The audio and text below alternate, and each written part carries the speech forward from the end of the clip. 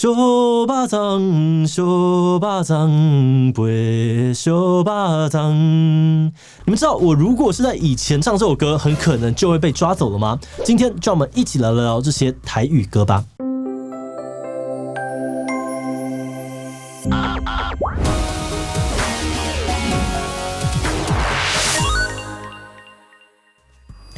Hello， 大家好，我是志祺哦。刚刚我唱的那一小段《小巴掌》，应该呢是最脍炙人口的段落。但大家知道为什么这首歌的主角要出来卖肉粽吗？我也是这一次才发现哦，原来这首歌的主人公呢是在感叹自己毕业之后都找不太到工作，只好暂时出来卖肉粽。但卖肉粽也不太容易哦，物价一天一天的涨，家中还有好几张嘴等着吃饭，因此他只好大声的叫卖小巴掌。而听完刚刚的介绍，大家有觉得这首歌实在是太写实了吗？在大家的印象里面呢，应该有许多台语歌都走这种既悲情又写实的路线，但其实台语歌悲情的印象是从国民政府来台之后才发展出来的，这到底是怎么一回事呢？今天这集是中研院官方科普媒体言之有物的内容授权合作影片，接下来就让我们一起来看看台语歌变悲情为什么会跟中国国民党有关吧。只不过呢，在开始之前，还是让我们先进一段工商服务时间。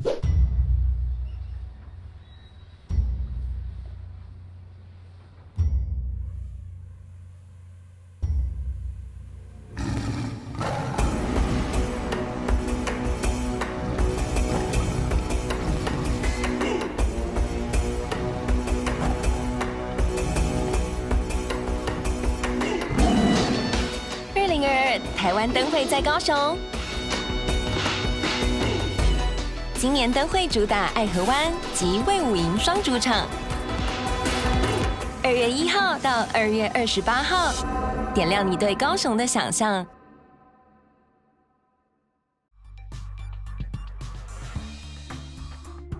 不知道大家小时候有没有听过阿公啊、阿嬷或者是爸爸妈妈唱台语歌？而你听这些台语歌的时候，有觉得他们有哪些共同的样子吗？大概在30年前，好，接下来都是台语，但我不会念，所以我就念中文。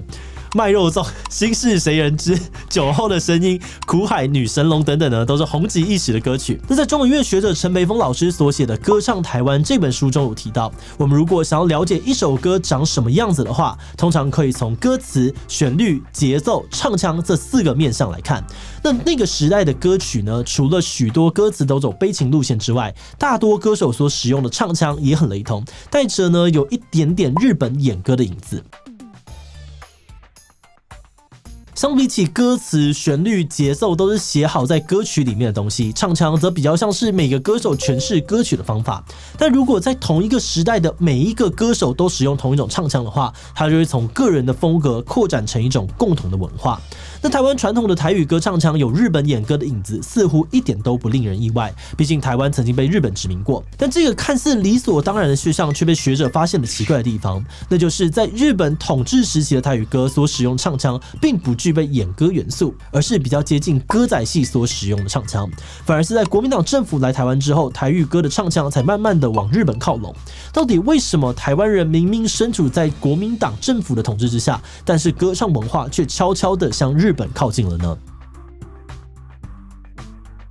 ？1945年的时候，许多台湾人听到了一个令他们开心的消息，那就是让许多台湾人感受到差别待遇的日本统治时期终于要结束了，而且代表着祖国的国民党政府还会来接收台湾，许多人都欢欣鼓舞的期待新政府的到来。这些兴奋的情绪也反映在当时的歌曲上，例如当时的留日音乐家岑氏志呢，就推出了台湾光复歌。刚从日本回台的作曲家许石也写了新台湾建设歌，而这些特别以国语呈现的合唱曲也在各地被传唱，完全表达了当时许多台湾人对于回归祖国的喜悦。不过相对于台湾人民的盼望，国民党政府对台湾人民却是充满了戒备。例如他们强力的实施了国语政策，想要抹除台湾的日本以及地方色彩，让当时许多只会讲日语以及台语的创作者一夕之间成为了失语的文盲。再加上228与白色恐怖时期政治上面的高压统治以及文艺检查制度，也让创作者们战战兢兢哦，生怕一个不小心冒犯了当权者的话，可能就被抓去关，甚至是惹来杀身之祸。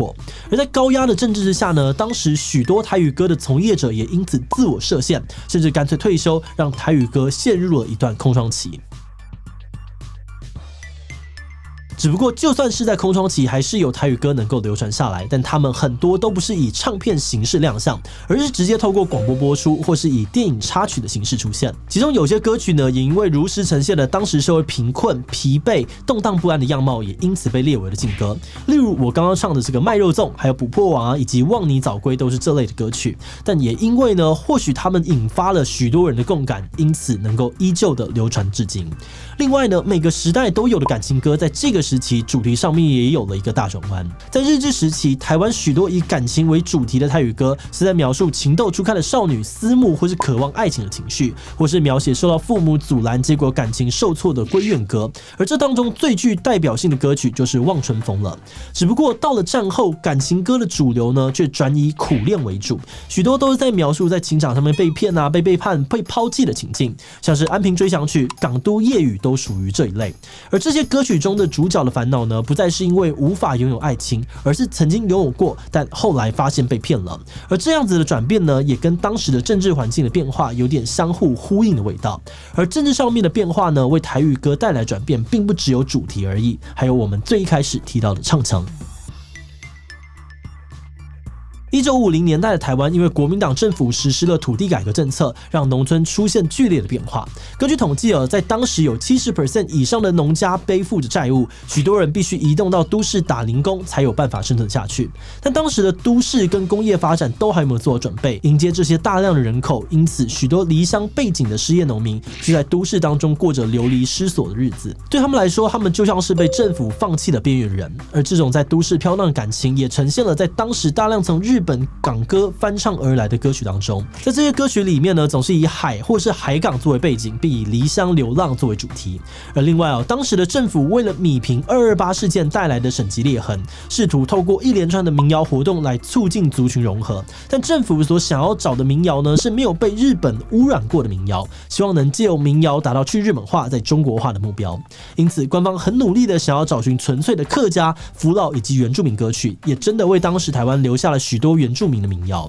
不过呢，这个民谣运动延伸到民间之后，却发展出了跟官方的目标背道而驰的结果。当时的台语流行歌坛在政府提倡民谣的背景之下，自己兴起了一股新台湾民谣热潮。他们不只不排斥日本元素，还以包容、开放、肯定的态度去看待日治时期。许多日治时期的台语歌呢，也被当成是新台湾民谣重新录制，例如像是《雨夜花》还有《望春风》，甚至呢还以近似乡愁的态度，向过去常听到的日本演歌靠拢，主动使新台湾民谣与日本味混合。而这也是为什么现在许多的台语歌曲都有浓浓日本演歌元素的原因。歌唱台湾的作者也认为这就像是当时台湾的人们重新思考并定义我们的一种形式。而当时序转动到已经民主化20多年的后的现在，无论是对于日本还是威权统治的时期，都已经跟我们拉开了一小段距离。而这个时候的台语歌不只解除了威权统治的束缚，同时也必须要快速的去日本化，因为这个时候的创作者呢，开始面临了著作权法的确立，民间呢已经无法再任意的翻唱日本歌曲。而再来也有越来越多的民众呢，期待在解严之后能够看到台语歌不同的面貌，因此台语歌终于逐渐的走向自立自强的道路。而且随着越来越多人重视本土化以及民主运动之后，台语流行歌曲也开始摆脱低俗啊、下流的污名，并发展出跟以往全然不同的面貌。例如像是林强啊跟伍佰的台语歌，就跟一台一日的台语歌唱腔完全不同。而到了近期甚至有许多台语歌是配合了摇滚、朋克与爵士曲风或唱腔，歌曲的题材更是千变万化。这也显示了现在的台语歌曲已经逐渐的分流。而随着流派越来越多越丰富，台语歌相关的文化研究也已经不只是聚焦在族群或者是意识形态的层面而已，大众对于台语歌的想象跟认识也已经越来越多元了。我们今天的这一集呢，是跟言之有物的合作主题真的很谢谢言之有物的协助，我们才能够借由周元月老师的著作一起来了解台语歌的前世今生。而就如同老师所讲的，我们在听到传统的台语歌时，总是会觉得它本来就长这样子，但实际上能在当时流行的歌曲呢，总是最忠实的呈现当时人们的喜好，而这些喜好只是会跟当时他们面临的社会遇到的问题以及心中的所想所感有关。因此这次在认真的去了解台语歌曾经长什么样子，有过哪些变化，而而这些变化又跟哪些因素有关？而现在的台语歌又呈现怎么样貌之后，好像觉得自己重新了认识一位老朋友。而且在这样的基础上呢，再来看到目前台语歌的百花齐放，更是会觉得非常的感动。因此最后也想来问大家，你最喜欢的台语歌是哪一首呢？ A. 传统的卖肉粽最对我有 B. 文夏的妈妈请你也保重超经典 C. 二姐的加厚无人能敌 D. 林强的向前走呢，北上年轻人必听 E. 这灭火器的岛屿天光台湾人要听起来 F. 克拉吉的万千花儿慈母悲哀才是新时代的台语歌，超好听。好，至于其他留言跟我们分享你的想法吧。最后，如果你喜欢今天的影片，欢迎分享出去，让更多人知道台语歌的前世今生。此外呢，也可以点击这个地方看看台湾也有好莱坞以及100年前的台湾艺术家。那么今天的这一期就到这边告一段落，我们明晚再见喽。